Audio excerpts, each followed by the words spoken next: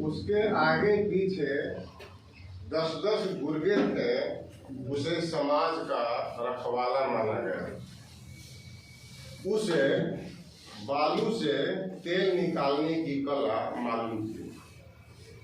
उसे बालू से तेल निकालने की कला मालूम थी। उसे समाज का गिनियागर माना गया। बहुत अच्छे।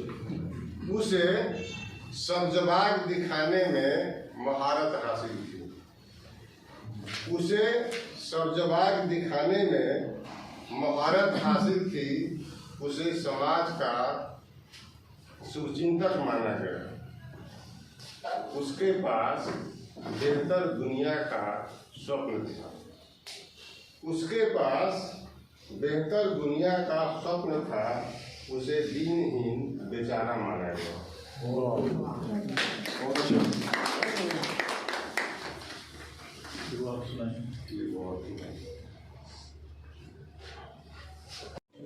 वे कोई हिंसा के हितैषी नहीं थे, हत्यारे तो बेशक नहीं, लेकिन सफलता की एक घूंट के लिए कुछ भी कर गुजरते, इसमें तनिक भी संदेह इतने बरस बाद भी नहीं होता।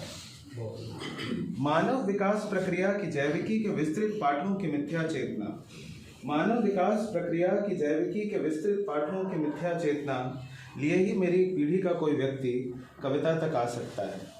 इसीलिए मेरे सहपाठियों में जो अकेला कवि हुआ वह अभिनेता भी बना। जीत जाने की ख्वाहिश नैसर्गिक बगीचे की तरह फैली हुई लगी। जिस तरह परिवार के उजाड़ में, जिस तरह पटना से दिल्ली तक कविता की गैलरियों में मैं जहाँ भी गया अपने सहपाठियों से ये मिलता रहा बार बार। जो हारना चाहते थे एक बार कम से कम, भले ही एक व्यर्थ स्वप्न का संधान करते, किधर गए। ये पहली कविता है। जो दूसरी कविता है वो है एक साधारण बातचीत का प्रलोभन। जैसे एक स्त्री के ऑर्गेज्मिक अभिनय को अपने पुरुषत्व की खातिर अनगिनत बार अनदेखा करते हुए कमज़ोर घुटनों के काल में कई बार मोहब्बत की पींगे भरी जा सकती हैं, असंख्य सरलीकरण आदमी खेल खेल में कर देता है।